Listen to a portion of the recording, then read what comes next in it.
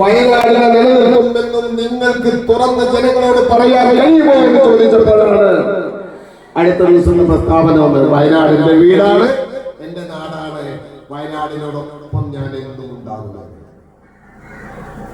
വാക്ക് പാലിച്ചില്ല രാഹുൽ ഗാന്ധി, വാക്ക് പാലിച്ചില്ല.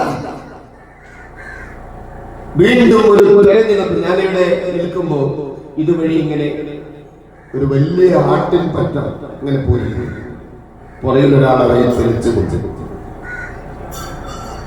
അതുപോലെയല്ലേ കേരളത്തിലെ പാലക്കാടും ചേലക്കരയും വയനാടിലെയും വോട്ടർമാരെ ഒരു ഉപതെരഞ്ഞെടുപ്പിലേക്ക് തള്ളിവിട്ട ഇരു മുന്നണികളും. ചേലക്കരയിൽ മന്ത്രി രാധാകൃഷ്ണനെ MP ആക്കി പറഞ്ഞയച്ചു, അവിടെ ഉപതെരഞ്ഞെടുപ്പ്. പാലക്കാട് MLA ആയിരുന്ന ഷാഫി പറമ്പിനെ വടകരയിലേക്ക് പറഞ്ഞയച്ച് അദ്ദേഹം അവിടെ ജയിച്ചു, ഇവിടെ ഉപതെരഞ്ഞെടുപ്പ് വേണ്ടി വന്നു.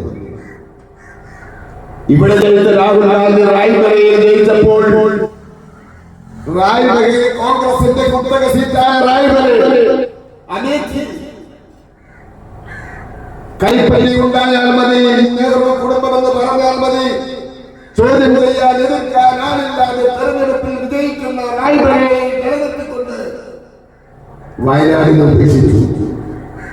ഞാൻ ഇവിടുത്തെ BJP-ക്കാരോടല്ല ഞാൻ ചോദിക്കുന്നത്, നിഷ്പക്ഷമതികരായ ആളുകളോട് ചോദിക്കുകയാണ്.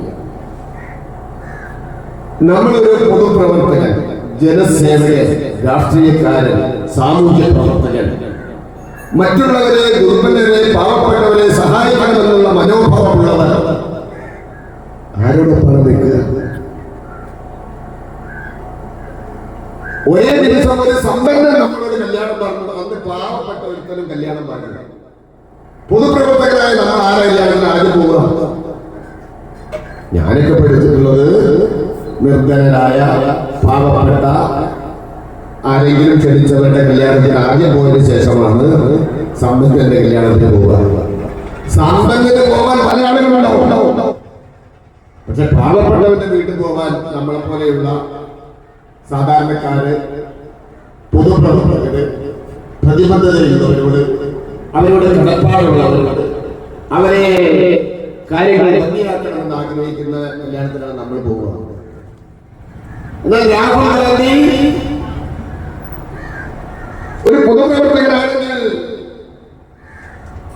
രാജ്യത്തെ പ്രതിപക്ഷ നേതാവായി നിർബലരായ, നിരാളമായ, പാർശ്വവൽക്കരിക്കപ്പെട്ട പാവപ്പെട്ടവർ തിങ്ങിപ്പാർക്കുന്ന മണ്ണിൽ പൊന്നു വെളിയിച്ചുകൊണ്ട് രാജ്യത്തെ സമ്പന്നമാക്കുന്നതിന് വേണ്ടി രാവും പകലും കഷ്ടപ്പെടുന്ന, സൂര്യൻ ഉദിക്കുന്നതിന് മുമ്പ് പാടങ്ങളിലേക്കും പറമ്പുകളിലേക്കും മലയോര കർഷകർ മറിഞ്ഞു ചെല്ലുന്നു. സൂര്യൻ അസ്തമിച്ചു കഴിഞ്ഞാലും അവർ അവരുടെ വിളനിലങ്ങളിൽ പണിയെടുത്ത് ഈ രാജ്യത്തെ സമ്പൽസമൃദ്ധമാക്കാൻ പ്രവർത്തിച്ചുകൊണ്ടിരിക്കുന്നു. അങ്ങനെ കർഷകരുള്ള, മലയോര കർഷകരുള്ള, ആദിവാസികളുള്ള, പട്ടികജാതിക്കാരുള്ള, നിർധനരുള്ള, മനുഷ്യനെ കണ്ടാൽ ഓടി ഉൾവനങ്ങളിലേക്ക് ഒളിച്ചോടി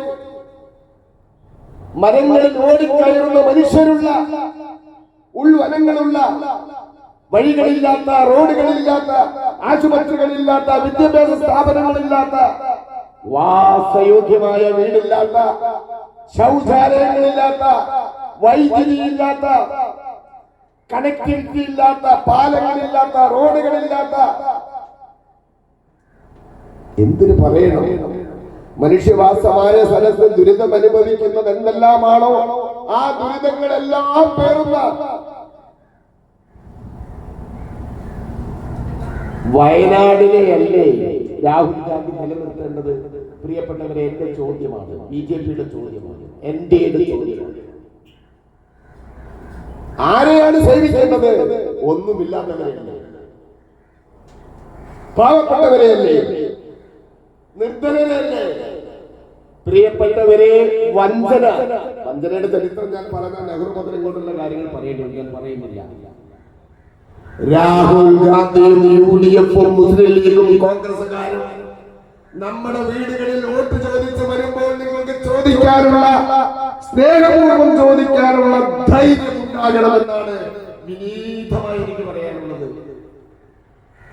റായ്ബറേലിയിൽ കുത്തകയായി 75ഓളം വർഷങ്ങളോളം ഒരിടക്കാലം ഒഴികെ കോൺഗ്രസ് ഭരിച്ചിട്ട് അവിടെ സേവിച്ച് അവിടെ നന്മകൾ നടത്തി എന്ന് അവകാശപ്പെടുമ്പോൾ അവിടെ നിലനിർത്തി അവസരം ലഭിക്കാത്ത പിന്നോക്കക്കാർ താമസിക്കുന്ന, കർഷകർ താമസിക്കുന്ന ഈ പ്രദേശമല്ലായിരുന്നില്ലേ നിലനിർത്തേണ്ടത്?